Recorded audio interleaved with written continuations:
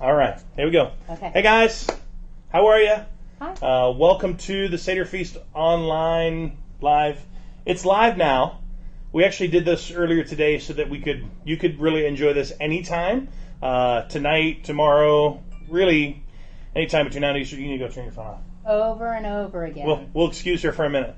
We'll go turn the phone off. Actually, I got to turn mine off too. No, I think it's on silent. It's okay. Okay. We're going to walk you through some of the steps of the Passover feast. Seder. Why do they call it a Seder?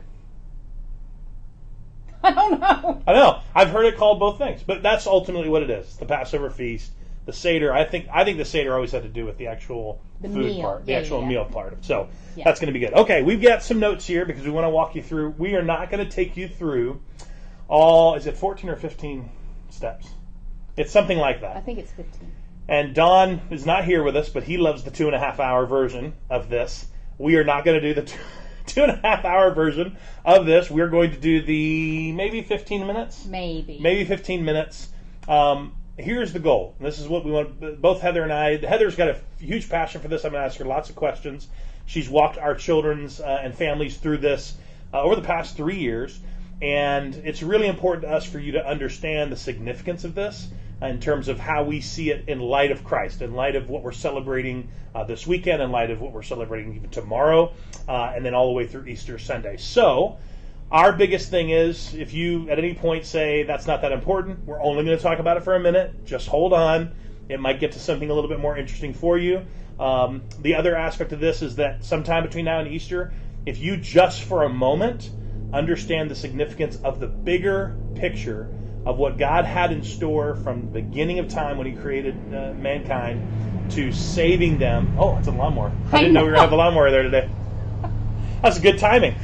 To saving them in terms of the Passover, how they honored the salvation of God's people, and all the way into the picture that we have of Jesus Christ. So, and all that being said, I hope you enjoy it. I hope this benefits you and your kids and your family. We're trying to make it where you can actually talk about this with your children as well.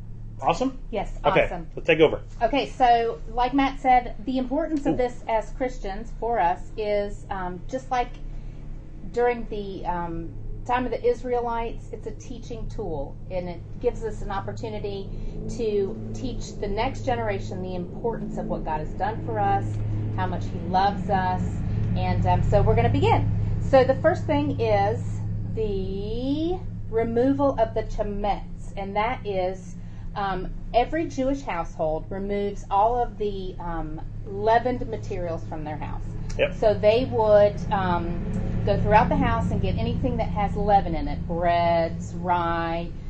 They would take them and get rid of them, because leaven, if you go through the Bible, if you've read your Bible, there are several times when even Jesus refers to leaven as sin, so they're going to remove everything from their homes that has to do with the leavening and the sin. And as part of the Seder Feast, they would actually lift their plates and kind of pretend like they were brushing out the leaven, and then throw it over the shoulder. Like we do with salt. Yes. That's how I say. Yeah, very similar. similar. Okay. So then the next piece is the 4 cups, which are kind of the centerpiece of the Passover. Well, you have the lighting of the candles. Oh, gosh. Yeah, I'm reading the script. See, he's reading the script. I'm just going with the flow. You just go with memory. I know. So the next piece of the Seder Feast would be the lighting of the candles. And the candles are lit by the woman in the house, or the women. They would light them at the tables. And it is significant for us in terms of... To hold women down. That's not true. No, we want to make sure people know that. We need to make sure that you know that it's actually because a woman was responsible for bringing the light of the world into the world through Jesus. See? So women are far more important. that's the message we want to. Yeah, I must say that's the one. That's what we want to get across, even in the Seder. You know? Yes. Yeah, it is very significant as to why they do that. Correct. Very cool. So I'm not going to bring the light of the world into the world, but today. Just know that at a normal Seder, a woman would light the candle. Awesome. Now, I will talk about the 4 cups. I made Heather come out and get 4 cups because even though, what'd you say, they usually just had 1 cup and drank it 4 times? Or 3 times. Right. Yep, they drank it 3 times. But we love the significance of the 4 cups. I've heard him called something different depending on how you have ever seen or experienced Passover and the Seder before. What we want you to know about the 4 cups is primarily that it really had to do with the stages of what God did for his people. Okay, especially when it comes to the Exodus, they would a little bit later on would read the story, retell the story of the Exodus, just all that God did. There's a whole thing with wine and drips out dipping your finger and doing 10 things for the 10 plagues. So there's lots of significance to the cups of wine. But I'm going to read to you just in terms of one of the ways they're described. One cup represents that God, I will bring you out of Egypt. One says, the second one says, I will deliver you from bondage. The third is, I will redeem you with an outstretched arm. And the fourth is, I will take you as my people. All right. Now I've heard them called sanctification, justification, glorification, redemption, and again, the significance for us is understanding why there's those things, and later on to talk about why the fourth cup was significant in terms of as Jesus celebrated with his disciples. The other part that I love that you put in the notes was the fact that everybody reclined as they were eating this. So as you might actually with real wine today.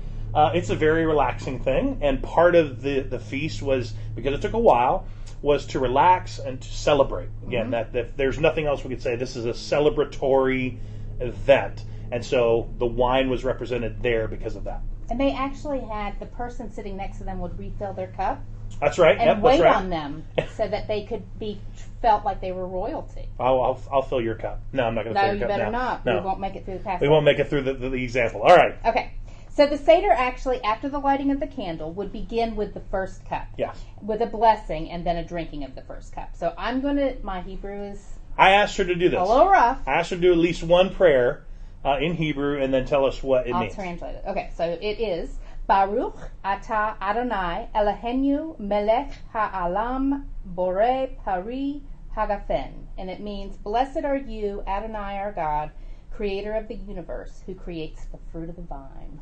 I would have never been able to read that. Yes, you would have. No, I would have never. I don't even say the other names right. Yeah, that's awesome. You can totally do it. I could do it. Okay, so so then you've done the blessing. Cheers. We're drinking the first cup. After this, they would take the. I'm gonna get the camera. Go ahead. It's what's called the dipping of the vegetables. So they would take the bitter herbs and dip them in salt water, and as they come up, the water drips off. And it was symbolic of the bitter herbs, the bitterness that they felt as slaves, and then the water dripping off the salt water was their tears as they were in slavery. So all of the pieces throughout the Seder are symbolic of some place that they were going from bondage to freedom. So this would be the tears and the bitterness they felt as slaves. Good. That it for the vegetables? And then, that's it for the vegetables. That was the vegetable part. That was super easy. And just before they did that, they would wash their hands. Yes. So someone would come around with water and they would pour it over their hands and wash their hands off before they ate. That's right. So after the vegetables, which I believe everyone, even at home, should always start with vegetables. That's what my wife would say as well. Always start with vegetables. I don't agree with the salt water, but I understand what it meant. All right, here's the matzah. And Heather has some awesome things she'd love to explain about the matzah. But the biggest thing I want you to notice, I'm going to go ahead and change the camera, is there are 3 wrapped pieces of matzah right here.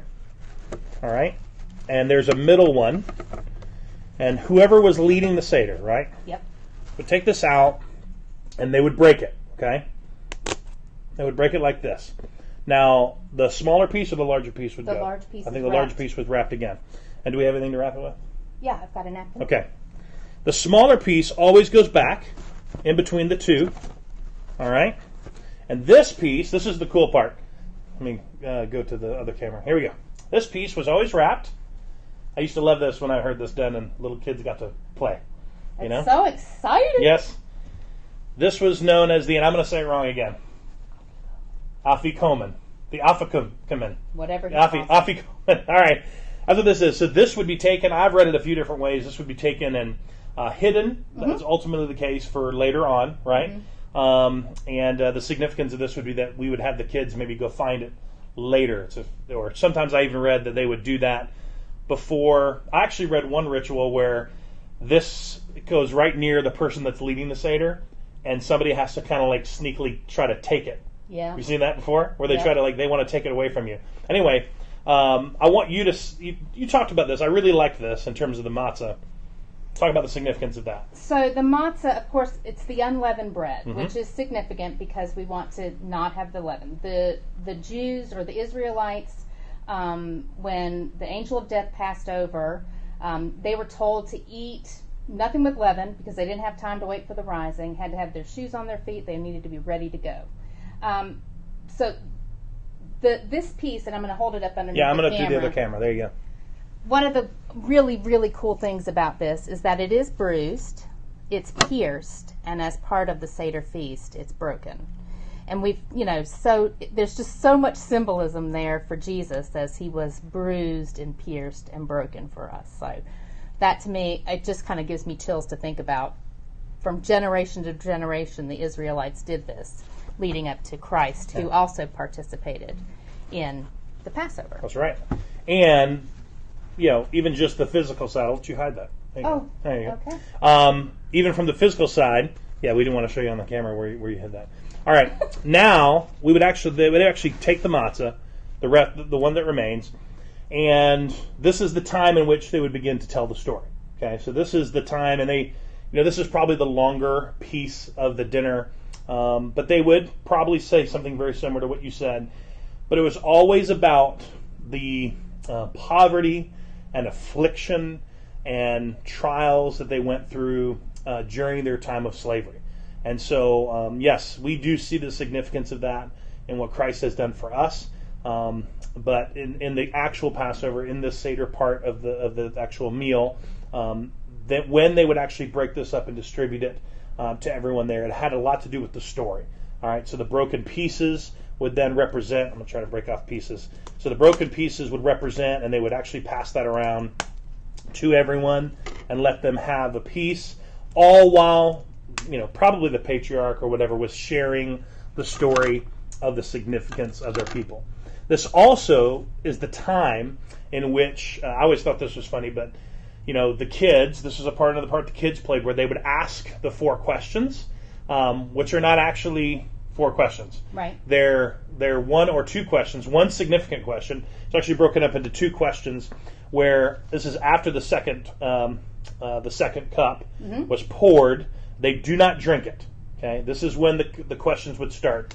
The youngest child at the table would then say, "Why is this night different than all other nights?" Right? Why is this night different than all other nights in terms of us gathering as family and eating? In what ways do we find this night different? And I'm going to read to you. It says it's 2 questions with 4 responses, examples as what they would say. I'm sure it changed, or the exact wording was different for the household. But here's 4 examples of how they would answer that question. On all other nights, we eat. Now you're going to have to tell me, Anna. Is it shemetz and matzah? Mm-hmm. But tonight we're only going to eat matzah. Okay, that's one significance. Second is, on all other nights we may eat many vegetables, right? But tonight we're only going to eat the meor, which is the bitter herb. On all other nights, we don't dip. We don't dip once, but we actually dip twice, right? And on all other nights we eat either sitting up or reclining. But on this night we recline, which we talked about before with the cups, that they would always recline. Someone would serve them on the right, would serve them, and to the left you would recline, and do that all the way around the table. I really do like that. Talk about the significance of the questions and answers with the family.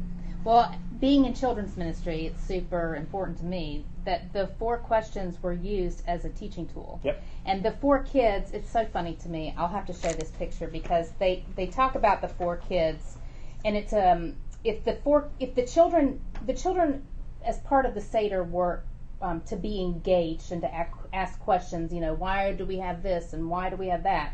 And if they didn't ask questions, then the leader would have to step into the role of one of these 4 children. And it's the wicked child, the simple child, the wise child, and the child too young to ask.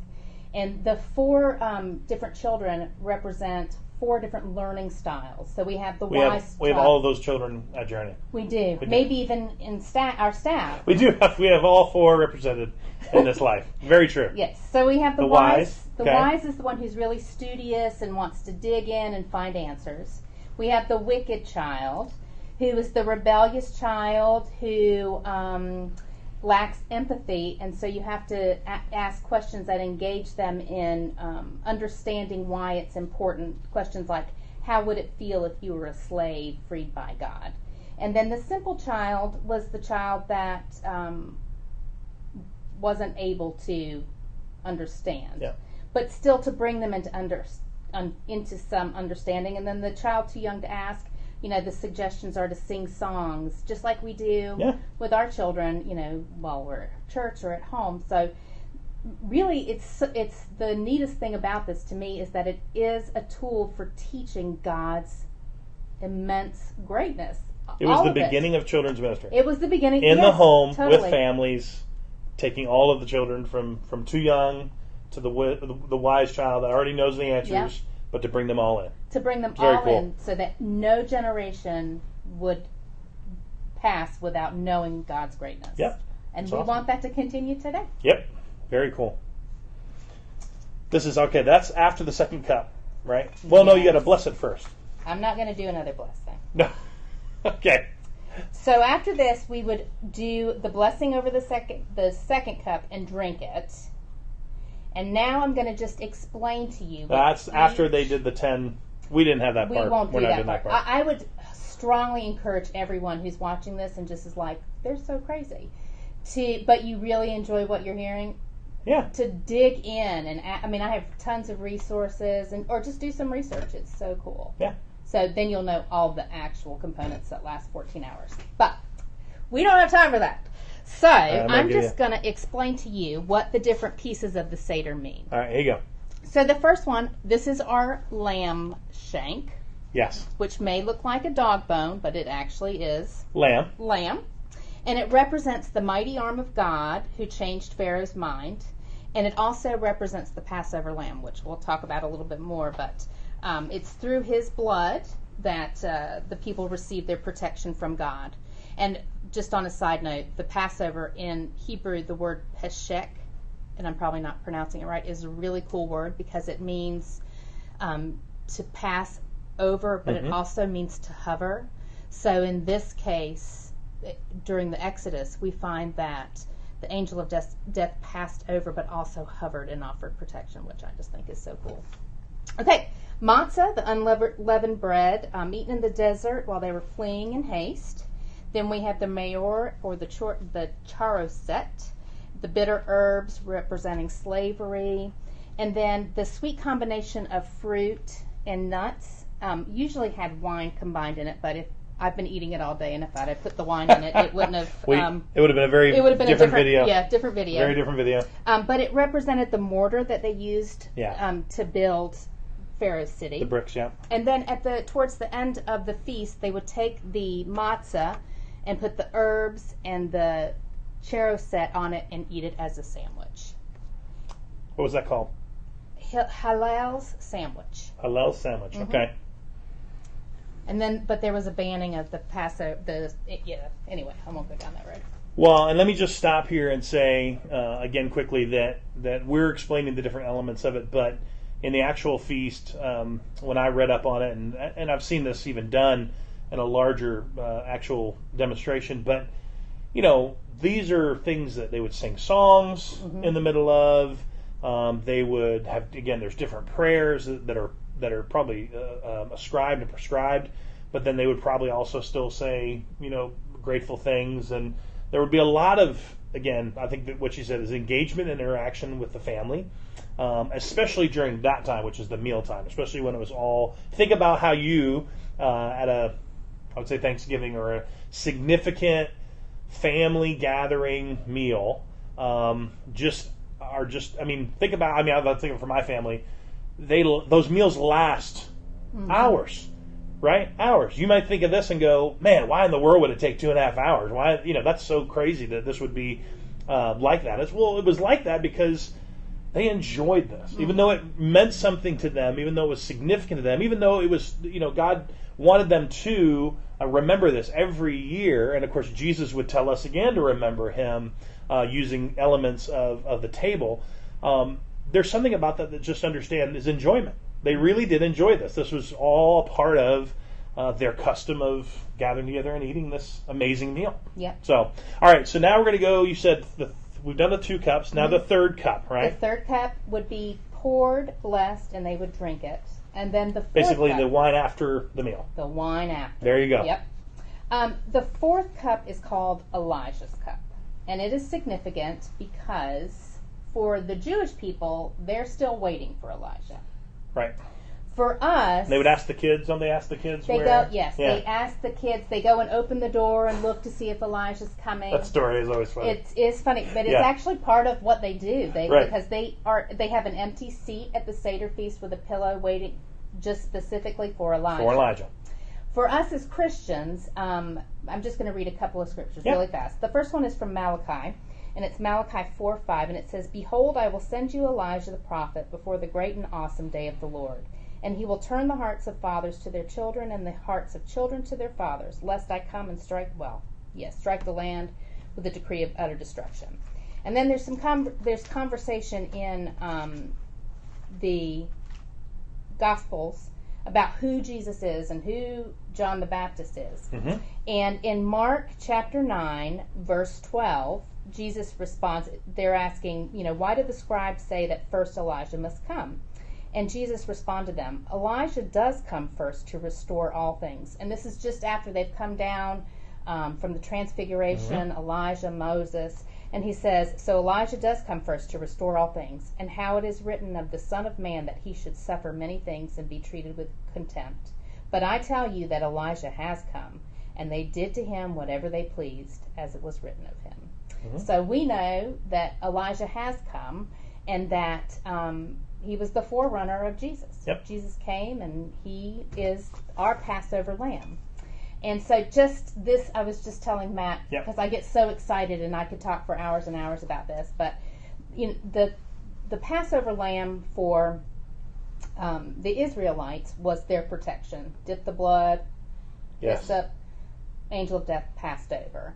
Well, those Passover lambs that they raised, whenever the leaders of the house would make this pilgrimage to Jerusalem to worship in the temple, they wouldn't bring their own lambs just because that was a really long journey. So they would buy lambs, and Jesus cleansed the temple, blah blah blah. But one of the cool things about this just the symbolism is so cool. So when Jesus was born, he was born in Bethlehem, and Bethlehem was the place where they raised the Passover lambs.